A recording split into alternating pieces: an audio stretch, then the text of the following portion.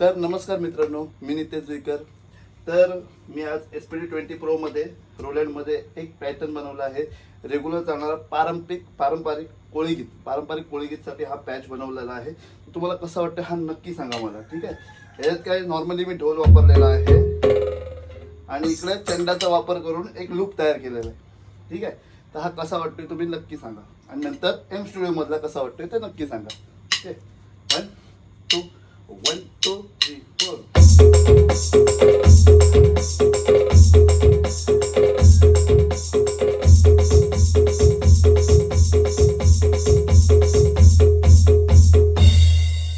हा झाला आपला SPD20 Pro मधला पॅटर्न. आता आपण बनवूया एम स्टुडिओ मध्ये. याच्यात पण मी ढोलच यूज केलेला आहे. सेम टू सेम पॅटर्न मी याच्यामध्ये बनवलाय. 1 2 3 4.